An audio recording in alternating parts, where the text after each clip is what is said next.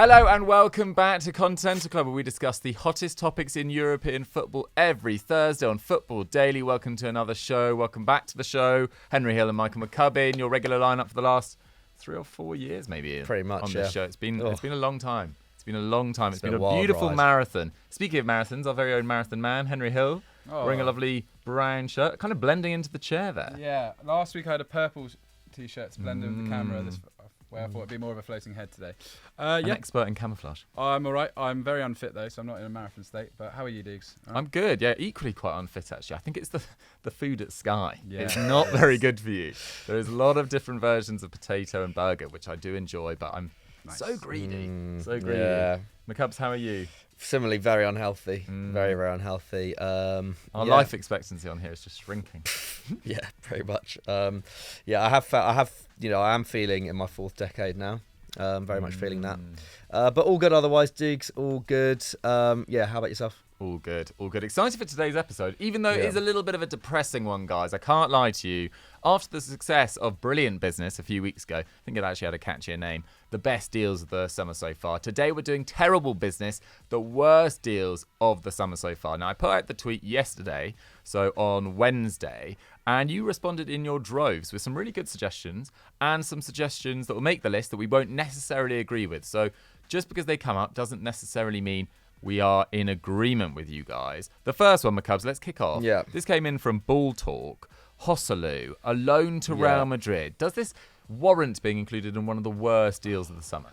Not necessarily, because he's been signed on a free, hasn't he? And he was never going to be the long-term starting option for Real. Having said that, in the context of Benzema leaving, there is a bit of a conundrum there, I think. I know we've seen Rodrigo and Vinicius be used as a front two in pre-season, but Vinicius hasn't necessarily taken to that role as easily as some would have hoped. I know it's only pre-season. We may be proved wrong once the season gets underway. But really, you want Vinny to be playing on the wing. I think that this Real team needs to have that width because they're very strong in the centre anyway. And their fullback options are not the best compared to other clubs among Europe's elite, whereas their wide options up front are elite. I think there is a bit of a worry there. Having said that, Joselu, had his the best season of his career last year at Espanyol, 16 goals in the league. He's now hit double figures, I think, in the last 3 La Liga campaigns, four La Liga campaigns, the last consecutive 4. And for, very middling / relegation threatened clubs. So, very much a late bloomer. As a backup striker at Real, I have no qualms with this whatsoever. Do I think he's going to be able to lead the line for Real for a full season in the Champions League as well? Yeah, I have my doubts for sure. I don't think he's at that level. We're talking about a club that had Karim Benzema, one of the best all-round strikers of the modern era, playing out of his skin for the last few years. I know he was injured for a lot of last season, but that's a huge step down, and it means that someone like Rodrigo is going to have to really step up his goal output next year, which I think is very possible because he has shown it, in periods over the last few years, just how prolific he can be, just how effective he can be kind of late in games in particular.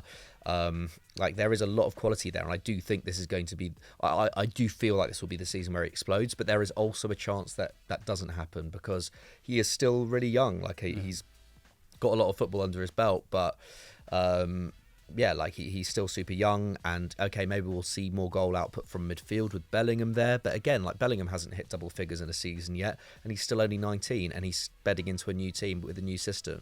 So I don't think Joselu is the guy to take up that mantle necessarily.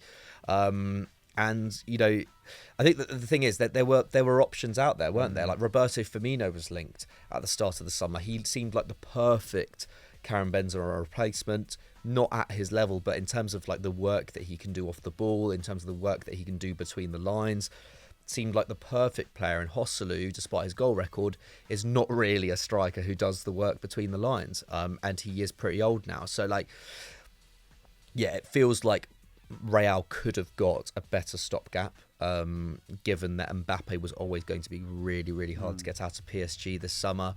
And, it's Ancelotti's final year. Like that, they will always be wanting to go for essentially, like, they had a golden opportunity to really take the initiative in the title, the title challenge next season. Like, Real should be the clear favourites for La Liga next year, given the way that they've rebuilt that squad over the last few years, and given that across the pitch they have better depth than Barcelona. But because Barcelona have a striker who is guaranteed to score 20 goals next season, pretty much in Lewandowski, and Real Madrid don't have that guy.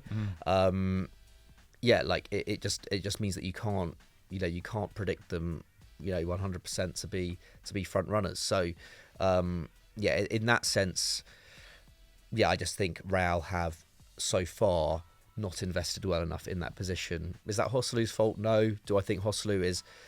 I can see him scoring 5 to 10 goals next season. Like, I think it'd be fine. Like it'd be fine. Like, maybe he'll score more, but it's just, I don't think how much game time he gets. It's not. Yeah, exactly. Like, is Ancelotti even going to trust him enough to play him up top? And will that, and if he doesn't do that, could that negate from the attack? Yes, because we won't be able to see Vinny, terrorise, left backs up and down the land, right backs, up and down the land. I think it gives too much work potentially for the other guys in the forward line to do. I do think when you think back to like Iheanacho at City, when he was capable of scoring goals because he has such a good team around him. Joselu scored 16 goals last year, and I've taken some stats from a script that Pat wrote about Joselu, which he said 0.4 xG per 90. So he basically scored loads because he was taking tons of shots, playing lots of minutes. I think, as you said, the reservation is, does he get the amount of minutes he needs to show how good he is on a consistent basis? We're not sure. They could still sign Mbappe, let's face it. They could still sign Mbappe, and then he is definitely a backup, and fine. I think when you've got Modric, Bellingham around you, when you've got Vinicius, Rodrigo on the wings, Joselu is going to have chances to score goals. We saw him score like a pretty cool bicycle kick in pre-season. I'm not saying that's... he is a guy who's on a hot streak of scoring season after season in La Liga. You put some quality players around him. I don't think he needs to be the world's most amazing striker to score lots of goals in this team. I think just shove him in the box next season, and it is ultimately for 1 year. It's a stopgap to something bigger and greater. You're right. If it's for a whole season, just him, slightly concerning. But Joselu, I think it's fine because the rest of the team is so good that they'll maybe compensate in a certain way. I don't think it's a total disaster. I'm kind of with McCubs on that front, but you just feel like after a summer in which they've signed probably the outstanding young central midfielder in the world, or at least one of in Jude Bellingham, they've probably upgraded at left back with Fran Garcia. You'd expect Real Madrid to be the clear favourites for this La Liga title, but this Joselu situation, which I think is a loan with an option to buy at the end of the season, you're right. From Espanyol. You'd expect that to make them, clear favourites. But this Joselu situation, unless there's something miraculous happens, I just don't see him matching up with Benzema's tally from last year, which was an injury hit year for him. Is it going to affect Vinicius Junior's numbers, playing more centrally? You're probably going to need around 10 league goals from either or both of Bellingham and Valverde to catch Barcelona, unless their defence significantly improves. So there are some question marks there. The one thing I would say is that if Mbappe doesn't look like it's happening by the 15th of August, say, with 16 days left to go of the window, there might be a situation where Real Madrid, they clearly do have the money to make a forward signing, do go into that area. But it feels like Colomwani's being linked with PSG at the moment. Højlund's gone to Man United.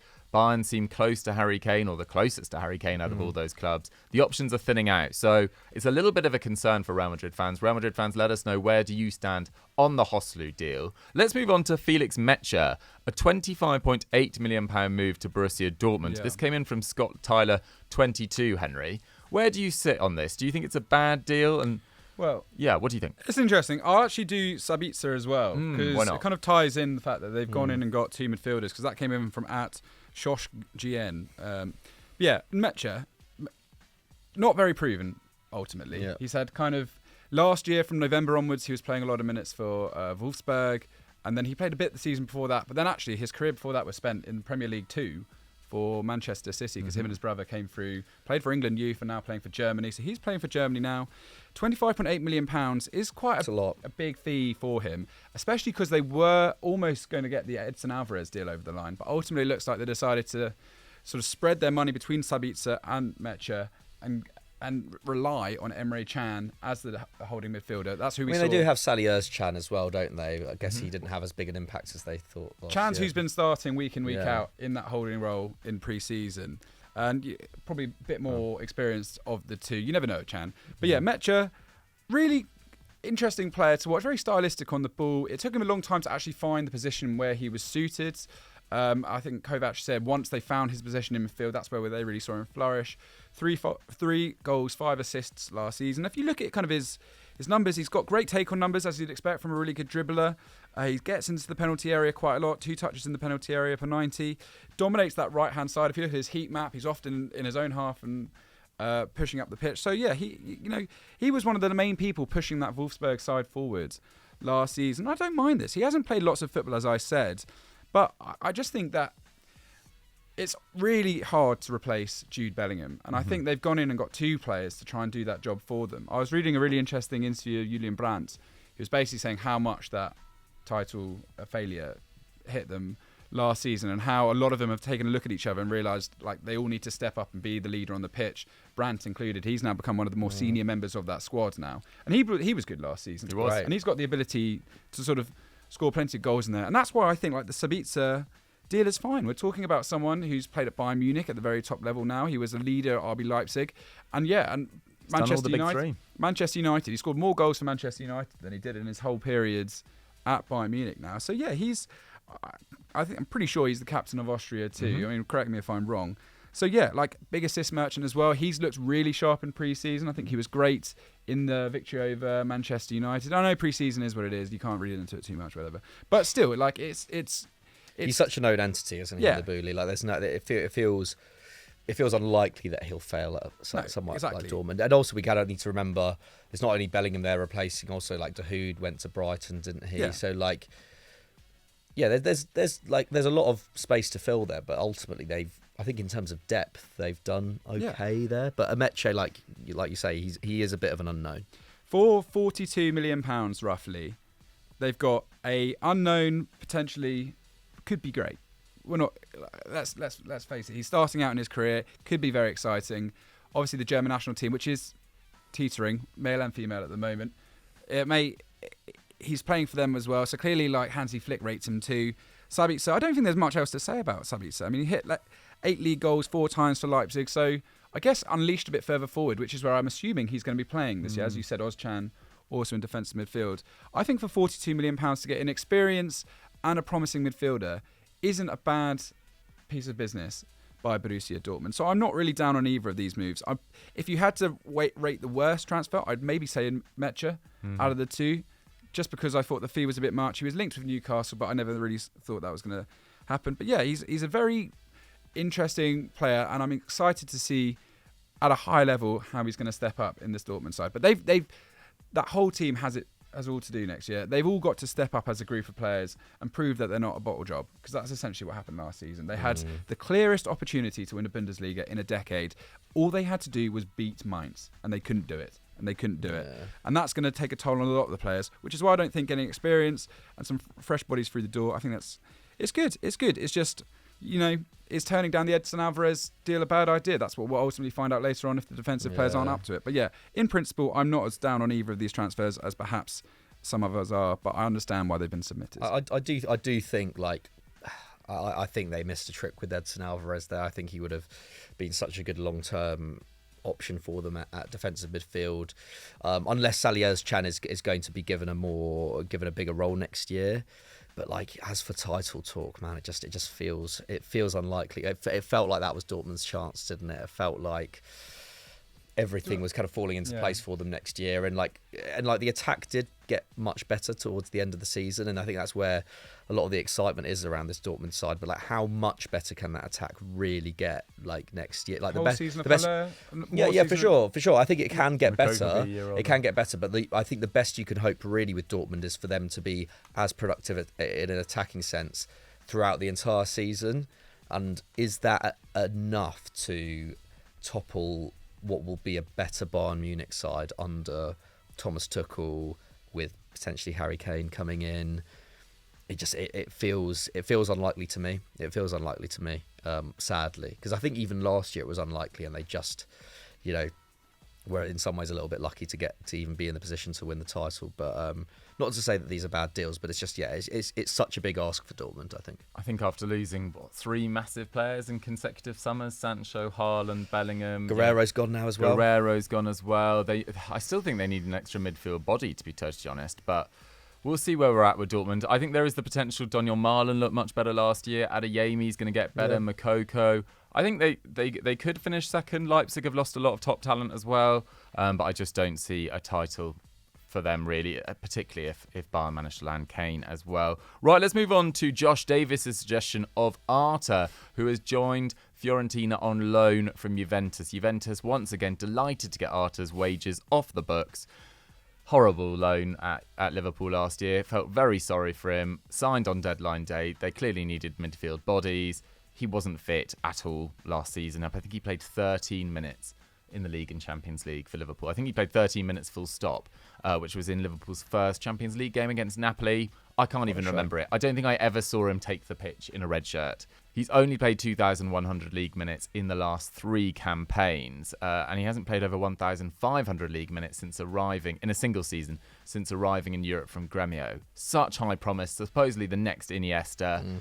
And if Fiorentina are losing Amrabat, and that feels like it could well happen, United, Donny van der Beek potentially leaving to Real Sociedad, Fred linked with Galatasaray and Fulham in the past, McTominay's being looked at by a number of clubs as well. If they lose 2 of those players, they'll definitely sign a midfielder, and it feels like it's going to be Amrabat. And Amrabat to Arthur is just a huge step down. And I'm not even that hot on Amrabat. I think he's a good player. I don't think he's necessarily a great player. But Arthur, big ask, having not played for an entire season, to go into a club, upwardly mobile club, expecting bigger things next year under Italiano. I think that's a really disappointing move. Right, let's move on to Marco Asensio. This came in from Bengul Zema McCubs, who has joined PSG on a free, but they are potentially signing another player in his position. Yeah, it's an interesting one, Asensio, actually. I don't know quite how to feel about this. I thought it was a fine signing when it happened. He is on a free, but he comes with big wages. According to the Athletic, 10 million euros a year, including bonuses, which by PSG standards isn't that big, but it is still pretty big. For a player it's only a 3-year contract, so he'll be about 30 by the time it ends. They could get some really good output from him. Like, Real Madrid fans, have been on his back a bit over the last few years, but his goals record is pretty good. 19 La Liga goals over the last 2 seasons, 6 assists. In relatively limited game time, operating at about 0.7 expected goals and assists per 90. Really good stuff, to be honest. Really good goal scoring and creative numbers. I think the problem for PSG is that, a little bit like with Joselu at Real Madrid in some ways, they're potentially losing Mbappe, Messi's gone, Neymar, how much of a season do you have him for? When he's on the pitch, he's amazing, but how much of the season do you have him for? And Asensio on the right, again, Ousmane Dembele looks like he's going to come in. It's just, I just don't know quite where he plays in this team. And the problem for PSG is that, he does have pretty good end product, but he's not a great ball carrier. He's not a great dribbler. These were things that he really did have in his locker before that terrible spell with injury, but since he's come back from that, he's just not been that player. And at PSG, you need players like that if you want to go deep in the Champions League, which I know we sound like a broken record, but that's always, PSG's ambition, and certainly will be under Luis Enrique, who, is a pretty good tournament manager. He just doesn't scream, Champions League difference maker for me, whereas Ousmane Dembele, I think, potentially is. But again, at 50 million euros, how much out of him are you going to get per season? I love Ousmane Dembele. I think when he is fit, I think he is easily one of the top 2 or 3 right wingers in the world. I think had he not had such an injury hit season last year, I think he would have, really cemented his place as maybe one of the top 1 or 2 alongside Saka and Salah. But he just, he couldn't stay fit for long enough last season, and he is an amazing dribbler, etc. So it's a weird one. I think Asensio, like if Dembele comes in and he's fit for a whole season, I don't really see Asensio getting a look in on the right wing. And then does it beg the question? Like, I know I've seen, Enrique's played him through the centre a little bit in pre-season. He's played him through the centre for Spain before. Yeah. So like Enrique does know Asensio, and that's that's a positive, I think. It's just I don't quite see what kind of role he's going to play. I think if he plays through the centre and like Enrique can kind of make this attack work with him being a bit of a, I don't know, almost a little bit of a false nine, or even maybe more of a pure nine, and just kind of work on his, make the most of his kind of ability in the box and his ball striking. Then maybe it will work. But just at this moment in time, it just feels like this PSG forward line in general. Like I have no idea what it's going to look like in 2 months' time. Do you think? I mean, for the kind of reasons you outlined, a lot of people said Lucas Hernandez in the tweet, and I kind of agree.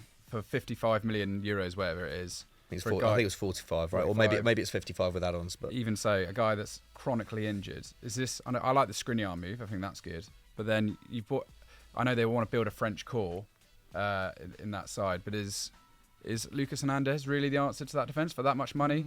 That for me feels like a worse transfer. Also, he only had like 1 year left on his deal, didn't he? Absolutely. That for me feels like a worse transfer than Ousmane Dembele, which, to echo Maccabi, on song is one of the most untouchable wingers in Europe. So, for me, Lucas Hernandez is the worst piece of business they've done, even though I kind of understand why they did it. Yeah, I think the fact he can cover left back as well makes him quite an interesting player. And when he was fit for Bayern, but most Bayern fans said he was pretty much their best centre-back when fit. But you make a good point about his injury record.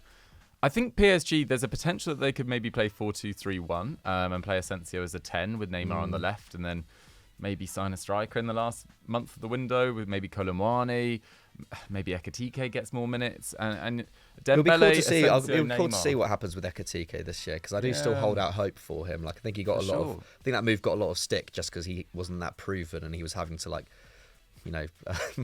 contend with Mbappe. Well, exactly, and it's very difficult to come in and make an impact in that side in the final 15 minutes when you're coming in absolutely cold. So we'll see what happens. I kind of disagree with Ben Gulzem. I don't think it's a bad pickup on a free at all, Asensio.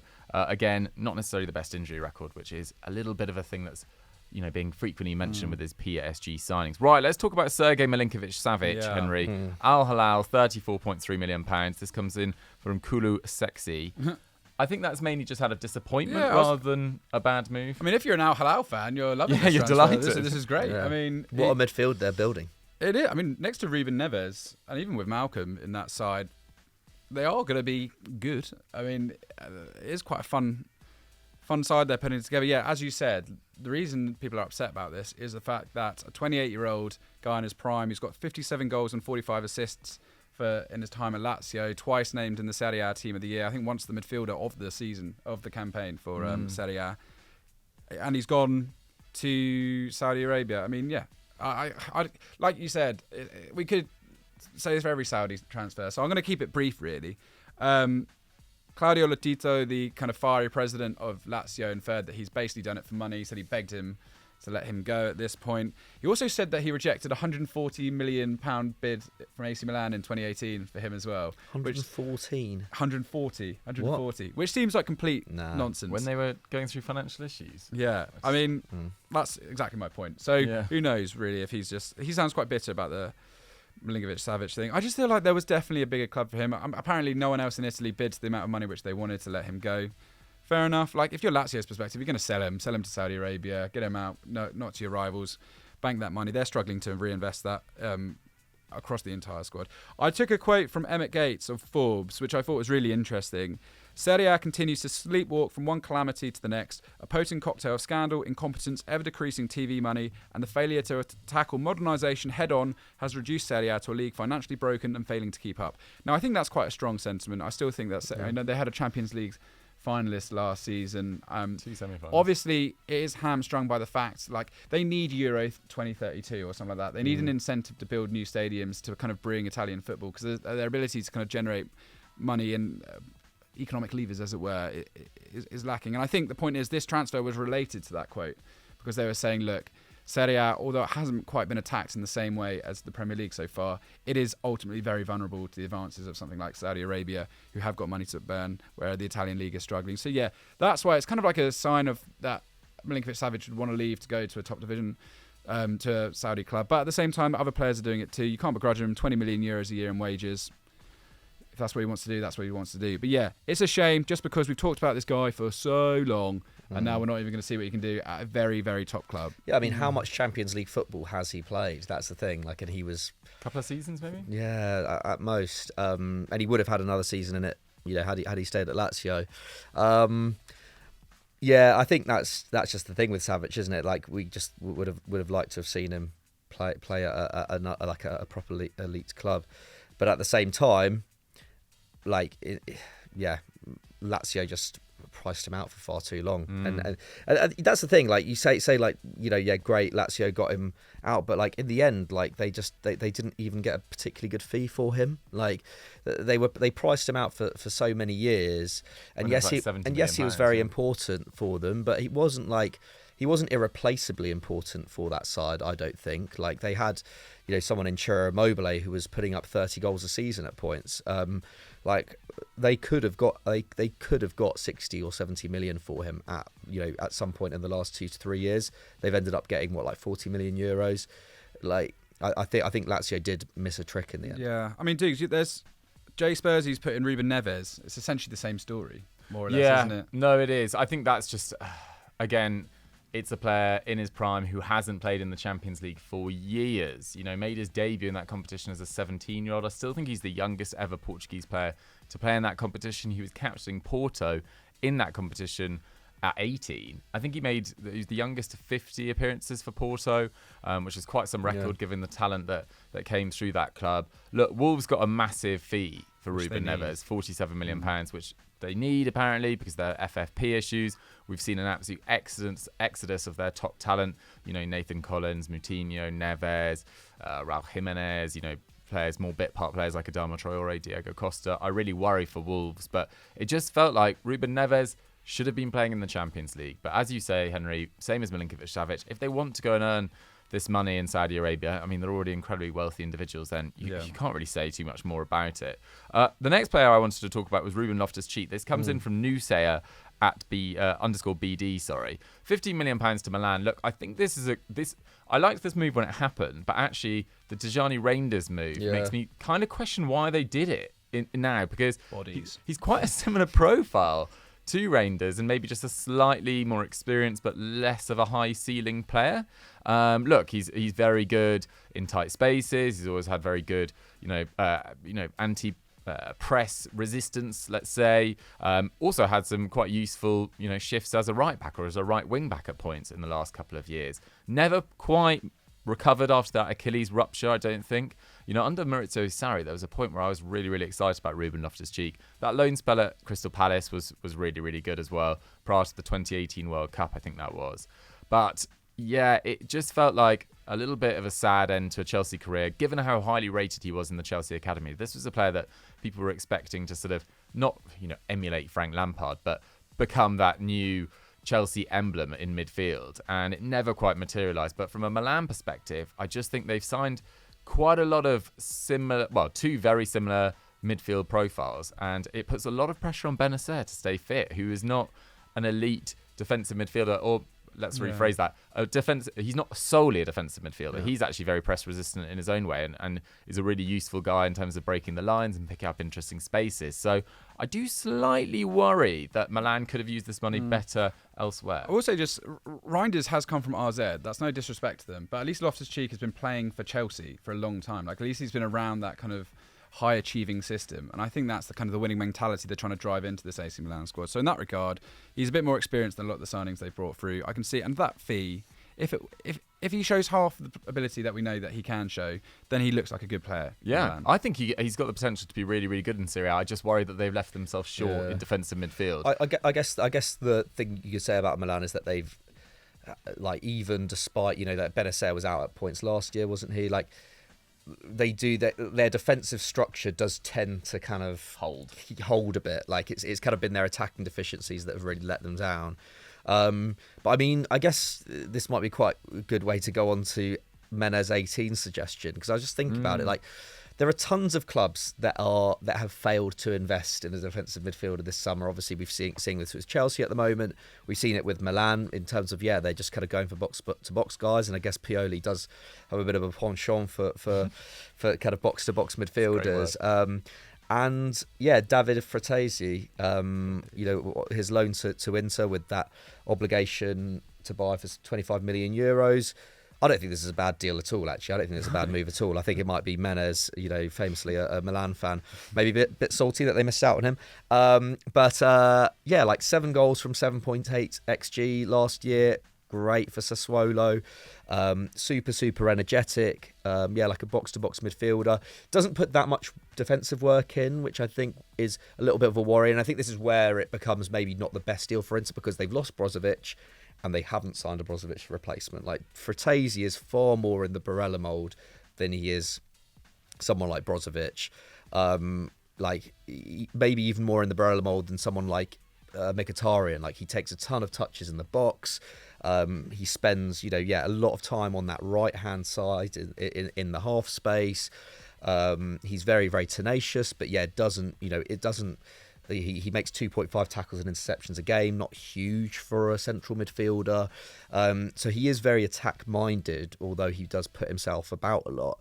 And it means that at the moment, Inter have 20-year-old Christian Aslani, who doesn't have a huge amount of experience, despite being quite promising, and Çalhanoğlu, who was playing there a lot last season as their defensive midfield options. And maybe Inzaghi backs them to do a job next year, but it feels like they still need to invest in the midfield. And although Frattesi, I think, is a good long-term signing, is he exactly, is he their number one priority for next season? No, I don't think so. I think he will probably prove to be a really good asset to them. But they need to invest in the defensive midfielder, I think, and they still need to invest in that back line after Skriniar going too. Fair enough. Questions asked of both Milan clubs here. Henry, let's move on to Robin Koch. I know you've been delighted to talk about him. You've been very excited for it. That's made me sound very childish, and that's not for those reasons. No, not for those reasons at all. Come on, guys. We're like nearly 30. My cubs already is. Yeah, that's true. I'm just quite surprised to see him suggested from Laura Cozzo. Listen, he played for Leeds. Any defender who plays for Leeds isn't going to look great. No. Because they were a defensive shambles.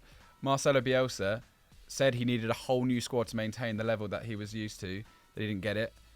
Obviously, he was going to struggle. They then had Jesse Marsh, who can't really coach a defence. They were going to struggle. Sam Allardyce. He also had loads of different centre-back partners. Koch was the main guy last season. And I think this is fine. I think Frankfurt have to take a look at themselves and see where they really are. They've got a new manager. They've got no European football to cope with next year. And they've just lost Evan Ndika, who I think we haven't talked about that enough, really, how good of a signing that is by Roma. Great centre-half. He's going to be hard to replace. But I still think Koch was pretty decent. I mean, he was linked with Manchester United in some of the gossip that I saw as a potential 4th-5th centre-half this summer. I mean, he wins a lot of aerial duels. He makes a hell of a lot of clearances. His block, interception, tackle numbers, they're not amazing, but they're fine. They're fine for a German side. And let's not forget, he's capped 8 times for Germany, played really well at Freiburg to earn that move to Leeds, and was at Kaiserslautern before that. So he's going to be fine in the Bundesliga, isn't he? And I mean, if you look at all the Leeds players who've gone this season, it kind of gives you an indication that the squad is good. Like Vorber, who is a good centre-half, he's gone to Gladbach. Aronson's gone to Union Berlin. Mark Rocker's gone to Betis. And Christensen's gone to Roma. So they've got good individual players. Just structural. As a team. As a team, they were just a bit of a shambles last season. So, I think if you look at what Koch's going to do, it's a loan for 1 year. Yeah. He's going in alongside William Pancho, who's a €9 million pickup from Royal Antwerp, who's a very exciting young centre-half. And then you've got Koch, who's about 27 now, a bit of experience in there. I really don't see what the problem with this transfer is. It's a loan of an experienced German centre-half in the Bundesliga. What more can you want? Take that, Locozo. Henry disagrees heavily. Right, we've done Ruben Neves. McCubb, let's talk Donny van de Beek. This isn't completed. This comes in from Caps Lock. What are your thoughts on this? I'm not sure whether it's going to be a loan. I imagine it's going to be a permanent move, actually, I would have thought. Apparently, Donny van de Beek's actually had an excellent pre-season. He has. Scored in the first game. I can't remember who that was against now. He's 3 goal contributions in pre-season. He's looked pretty good. I think it's really unfortunate with Donny van de Beek because I think Ten Hag came in last summer at United, and I mean, it was quite clear from the start that he didn't see Donny van de Beek as a starter. But I think had he not had that injury that kept him out for the second half of the season, then he probably around just before the World Cup. Yeah, I think it was either just before or just after. I think he probably would have been used, especially in the Europa League, and. Yeah, so I think there's probably been a bit of unfair criticism of Van de Beek in terms of just being like completely, people seeing him as completely useless. And I think that, that spell at Everton probably didn't help. But then, he came in, when Everton were completely scrambling, and, there wasn't, he wasn't suited to that Everton side because they just employed Frank Lampard as a manager. And yeah, Everton have been generally a bit of a shambles over the last 2-3 years. So I don't think he's not had it easy. And even when he was signed by United, he didn't seem like an amazing fit there either. Whereas I think Sociedad isn't too bad. I mean, he comes into a midfield. He would be coming into a midfield which is very, very well established with Zubamendi and Merino. He's I don't know, it feels like a bit of a Sociedad signing, kind of effectively coming in for David Silva, who retired after suffering that ACL injury, sadly. But I don't think you can't compare the two, can you? They're very, very different players. David Silva is obviously an all-time great, and Van de Beek is very much more of a kind of goal-scoring, weird kind of number 8, number 10 hybrid. Yeah. And I think I quite like that in this Sociedad team. They've also brought in Andre Silva, haven't they? And fun transfer, yeah, and they have been fun. And they've got Champions League football next year. I think for both player and club, this could be cool. And I think one of the things I think we've seen with Sociedad under Iguaciel is that they're not afraid to stock up in attacking areas with players who either are quite young and promising on loans, or players who have maybe fallen by the wayside a little bit and need to rejuvenate themselves. And they're actually not afraid to not just put them straight into the team. I don't see Donny van de Beek necessarily being starting every week for Real Sociedad, but he'd be joining quite a happy camp and a team that do know how to produce chances and are one of the most kind of dynamic teams in Spain. And he suits a dynamic system, and it will be, I know Man United play a very dynamic style of football under Ten Hag, but it just won't be as physically taxing as what you have in the Premier League. I think that was always the main criticism of him, was that he just never looked quite physically up to the mark. Spain just isn't as physical a league. There's more space in between the lines. I think Van de Beek potentially could enjoy playing in La Liga, but again, Man United want £25 million. Are Sociedad going to pay that? No, I do not think so. I think surely they would want a loan with maybe an option to buy, and I think that's where the problem comes in. He's not a £25 million player at this moment in time, and he does have a pretty poor injury record over the last couple of years. So there are risks. I think. Take the injuries out of it, and I think this could be a really good move. But there is a risk there, a big risk. You're so right. It's, if you think of sort of Kubo, Odegaard, Sorloth, who's now restored his reputation and got a move to Villarreal, Januzaj even. There's a reason David Silva basically cancelled his Lazio deal and went there. Players like playing in I nearly went to Lazio. Real Sociedad. Beautiful city as well, as we always say with Real Sociedad. People who fall on the wayside seem to really enjoy playing there. I think this could be the good rejuvenation, the kind of the clinic on the Spanish coast that he needs. Such positivity. The Basque coast, I should say. Love it. Go on, Donny. It's still not a great transfer, I should say. Yeah. It is difficult replacing David Silva. Also, feel really bad for him. Being forced to retire through injury just takes away that opportunity. I'm sure they'll give an amazing send-off at the stadium next year. I'm sure he'll get many receptions before games, etc. But sad to see him go. What an absolute legend. Right, I'm going to move on to Kaglas Soyuncu. Comes in from Yogus Deeps. Signed on a free. So again, it's difficult to get, too uppity about this, but there's very few very expensive deals that you can pour that much scorn on so far around Europe. Again, Premier League dominating the biggest deals. But Kaglas Soyuncu, was rubbish for Leicester last year. Really, really bad. Couldn't get into the side in a really struggling defence. I think he was ranked about 23rd for league minutes, below Dennis Pratt. Yeah. And, got replaced. Fez was getting minutes ahead of him. Amati was getting minutes ahead of him, out of position. Johnny Evans, who's, 35, 36, something like that. He was really bad. But we have seen Soyuncu be very good for Leicester in the past. And, he was all right at Freiburg before that. He was in the PFA Team of the Year one of the years he arrived. Yeah, it was his first season, I think it was his first season, which is Rodgers- absolutely crazy. Rodgers said he's a good player, but he just makes too many mistakes. He said he just can't trust him, and that's why he didn't put him in. And then obviously they got worse and worse and worse. And then there was just no way back into the team. I think he played away at Stockport County, where they went to penalties. And that was his first 90 minutes. And Rodgers after that just seemed to say, no, it's not happening. Yeah. And also, let's see. They have had a very good reputation for improving centre backs in the past, but I don't think he's at Jimenez's level. I don't think he's at Hermoso's level. He's probably not even at Felipe's level, who left for Nottingham Forest, last January. I don't know. I can't see him getting to the first team, to be honest, if he carries on at that level he was showing last year. I was actually watching a couple of clips of Atleti in pre-season. They actually look really attacking, which was quite exciting, continuing that sort of evolution from last season. Maybe Simeone's just having one last throw of the dice, as it were.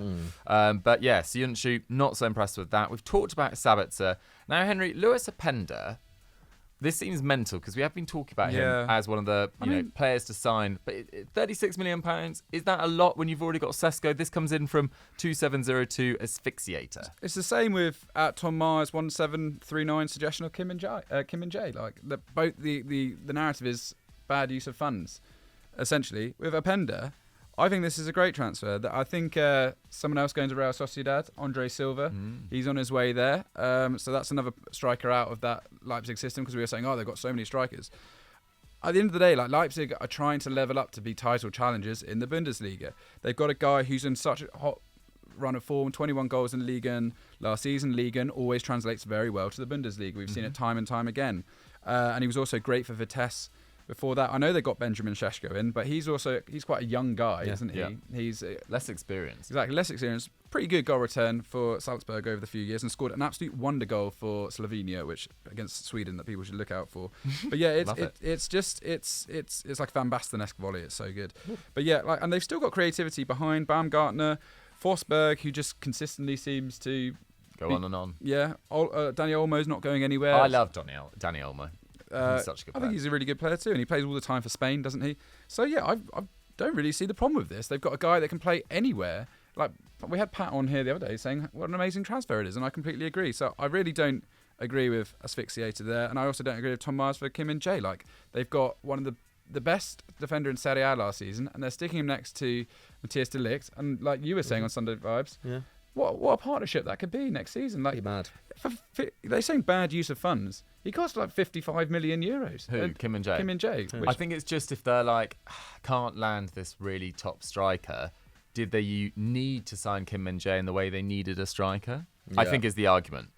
I still think their defence was probably the bigger problem last year. They've got Konrad Laimer as a holding midfielder. I know it's not blockbuster as a move, but it still is. And they could get Kyle Walker in as well. Yeah, it could get Kyle Walker in there. So, sorting out your defence, people forget how important that is. So, but I do see it in that if they do land Kyle Walker, then actually the need for another centre back wasn't maybe as high. But then, exactly. But then, Pavard has been linked with the move away this summer, hasn't he? Lucas Hernandez has obviously gone as well. So, there's still a lot of the transfer window to go, and I think depending on what Bayern looks like at the end of August, that Kim and Jae deal may very well look incredibly necessary. I'm trying to think of any other transfers. I guess you two covered it yesterday, but the Lukaku Vlahovic swap thing. Where do you? I think it stinks a bit, to be honest. I do think so. I think Doogie was right. Paying. Was it 35 mil plus Vlahovic for? Oh no, sorry. I think they're looking for about 35 million euros plus Lukaku for Vlahovic. Yeah, I don't know. I just think I think like you say, Dukes, Lukaku hasn't painted himself particularly well as a kind of team player in the last couple of years. Is getting on a bit. Vlahovic still improving as a striker, much younger. It just it doesn't. yeah, as a long-term signing, it doesn't make a huge amount of sense. If they'd sold him for like 70 million and then bought Lukaku for half that amount, would that not like that? I think there are better strikers, but I just think there are better investments on the market. Like, you know, like Mwani's on the market. Someone like Lucas Openda was on the market. Like players much younger who have a better scoring record than him in the last couple of years. Listen, I think Lukaku's a bit of a plonker, but that doesn't take away from the fact he does score goals in Serie A. And I think if he's leading the line week in, week out for Juventus, he's going to be fine. Like, he is a 20-goal-a-season striker when he's on song. And I don't think Vlahovic has proved that he's that ever since his hot streak came to a shocking end. Because, you know, can you believe that his over XG sort of period for Fiorentina finally dried up? Like, great, good striker, but I still think Lukaku, not a lot of creativity. He's going to be feeding off scraps. He's going to be fine for 4 years. He's going to be fine for 4 years. Is he going to be fine for what you think he could score 20 goals a season for each of the next 4 years? I think he's a big. Well, listen, I'm not going to say that like out and out, but I don't think Vlahovic is going to score 20 goals for the next 4 years. I don't think there's many strikers. Yeah, but Vlahovic has more in him. Like Vlahovic has more than 4 years left in his career. Like he has 10 years left in his career at least. I think ultimately he was going to leave Juventus anyway. At least if you get Lukaku through the door, that's someone who's going to be there for a long period of time. One thing that so I did a tweet about this, basically saying that I didn't mind Vlahovic to Chelsea, but a lot of people replied saying that his groin injury is really bad and quite persistent. Someone even said it was chronic. I don't even know. I don't know if that's the case. That might just be Twitter chat. Yeah, but I think that is the thing with Juve. And you raise it like, do Juve have enough creativity in that team, especially now Di Maria's gone? To supply someone like Lukaku. Like Lukaku was great at Inter in that too, with Lautaro. Like he needs someone to play off, and at Juve like Moise Kean. Well, Moise Kean brings us on nicely to our Caldwell suggestion of Moise Kean. £24 million obligation to buy for Juventus. 2 years ago they agreed that 2-year loan deal with Everton. They've now had to pay that money. I bet they are regretting it. I don't think he's necessarily a terrible player. He showed actually at PSG. He was actually brilliant for a season, I think. But 14 goals in 82 games for Juve over the last 2 seasons. That's just £24 million that Juve didn't need to spend. I actually think this is close to my worst deal of the summer. Guys, we do need to come to a definitive agreement. Actually, no, we don't have to come to a definitive agreement. I'd rather just hear individually. Who is your worst transfer of the summer so far? I'm going with Moise Kean. I just think that is, for Juve right now with their finances, that's a shocker. I'll go to Fiorentina. Perfect. Sadly, I just see it ending in tears, to be honest. Henry? Yeah, it's difficult. I don't think there's been that many bad transfers. I'm going to go Soyuncu to Atletico. Soyuncu to Atletico. Okay, nice one. Right, we're going to quickly do a quickfire question. This comes in from Enrique Colina. Can Marseille challenge PSG for Ligue 1 next season? Henry, you really like what they've been up to in the market. Yeah, I think this is great. Marcelino as their manager, I liked Igor Tudor, but I think Marcelino is a really proven guy. And I know there's reservations that he's a bit more of a defensive manager, but if he can shore up that defence and get them like consistently grinding out results, then they've got the attacking flair going forward to make a difference. I mean, Ismail Assar and Iliman Ndiaye, I know they're coming from the Championship, but they're still like that's the Championship is an underrated place to recruit from. That is, for the money they've paid, 30 million euros for the pair of them. Mm-hmm. That is wicked. I mean, between them, it's like 25 goals last season. Tons and they've of got Aubameyang as well. Aubameyang, who I think will be completely fine up front for them next year. On a free transfer. Kontogbia played his best football under Marcelino last year. Malinovsky, not the best year last year, only 1 goal, 1 assist, but still, 30 years old, experience. Get that left foot going. Exactly. And Renan Lodi, who I thought was fine for Nottingham Forest. I actually really think Renan Lodi is a good player. Yeah, and they haven't even overpaid for him, 13 million euros. My point is, they are fleshing out that attack. They've lost Alexis Sanchez, but they're fleshing out that attack with great players. And I think they're going to be... No Payet. Well, he's been phased out He was being phased out last season. He was getting upset. What a guy! What a guy! What a guy! Like, some of his goals are unreal. So yeah, I just think with PSG, you never know like what's going to happen, what the implosion could be. If Marseille, they just need to stay with them. Do you know what I mean? They just need to be on their tails, and like they've got the energy and the kind of fan base to get them over the line, or break them apart at the same time. Yeah. I think this is one of the most exciting squads that we've seen in Liga and outside of PSG in years. I think this could be the most exciting Liga season we've seen. Like I think if PSG do take a dip, because like Enrique does have a huge job on his hands. If they do take a dip, then we could genuinely see like four or five clubs going for the title. Like, I think Leon will be better as well. Leon will be better. Lille, if they carry on their trajectory under Fonseca. Rennes look really, really exciting. Sadly, Lens will probably drop off, but Rennes, I think, will take up the mantle there. Fofana and Openda. Yeah. It's 2 big losses. But yeah, I think Leon's going to be fantastic next year. It's going to be absolute fire, guys. Tune in. Henry, you also made us choose our favourite teams in every league. Is this for a feature? No, this was this was just me messing around. But yeah, I was just intrigued to see because I was wondering if I had my favourite team in every single league at the moment. So yeah, should we do some reveals? Yeah. Okay. Well, here we go. What's your most exciting shout, McCubbin? Don't really have any exciting shouts. Henry got us to go through the top 7-8 leagues around Europe and choose our favourite team in all of them. Does anyone have any particular... we know McCubbs leans towards Barca. I put Braga in Portugal because I like their stadium. Love that. For Germany... Yeah. Oh, sorry. Yeah. Go on. Yeah. For Germany, I went for Köln. You went for Gladbach. I went for Frankfurt just because I quite like them the last few years. Come on. I also think Dortmund are quite a cool club. Yeah, of course. I love Dortmund, but it's a bit boring, isn't it? To say then. You guys, both Marseille fans. I was quite surprised by that. Yeah, although maybe not Marseille. by the quickfire question. I would Marseille's pretty much top of my list of places to visit in general. So outside of your Barcelona allegiance, McCubbs, who's Spain? No, not in Spain. Who's your second strongest European allegiance? I don't know if I don't really have one, to be honest. Henry? I don't know. I do love Roma. He does love Roma. Cool. Okay. Mine's probably Inter, I think. Inter or Real Madrid. I've always been a softie for a bit of Real Madrid. Love the money. Guys, that is Continental Club for another week. If you want to see our full breakdown of which team we support in every league, maybe Henry will put it on Twitter or something. Maybe. It's going to lead to a lot of hate, though, so maybe we won't. But guys, thank you so much for watching Continental Club for this week. If you've enjoyed this, go watch Transfer Talk. Oh my goodness, nearly got through that. Go watch Transfer Talk from yesterday. And Team Talk dropped as well. Double upload on a Wednesday. We are treating you very fine. Let us know what you guys made of the show. Thank you very much for watching. We'll catch you later. Bye-bye.